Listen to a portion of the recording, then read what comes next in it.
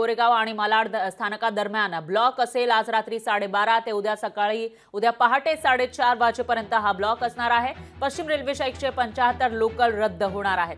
ब्लॉकमुळे पश्चिम रेल्वेवरील प्रवाशांचे हाल होण्याची शक्यता आहे। पश्चिम रेल्वेवरील गोरेगाव ते कांदिवली स्थानकादरम्यान 6व्या मार्गिकेचं काम करण्यासाठी गोरेगाव आणि मालाड स्थानकादरम्यान अप आणि डाऊन जलद मार्गावर ब्लॉक असेल। तर या कालावधीमध्ये अनेक लोकल पूर्णपणे आणि काही लोकल अंशतः रद्द असतील। शेवटची चर्चगेट विरार लोकल आज रात्री 11 वाजून 57 मिनिटांनी सुटेल। तर त्यानंतर चर्चगेट अंधेरी ही रात्री 1 वाजताची शेवटची लोकल असेल।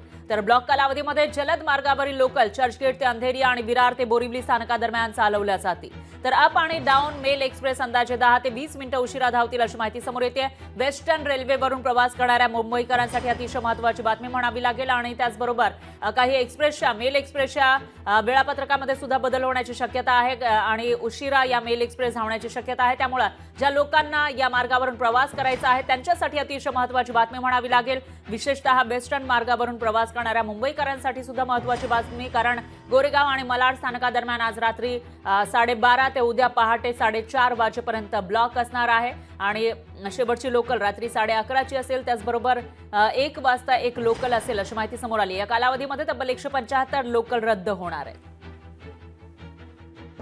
त्यामुळे प्रवाशांचे हाल होण्याची शक्यता आहे। त्या प्रवाशांनी हे वेळापत्रक बघूनच त्यांना प्रवास करावा लागणार आहे।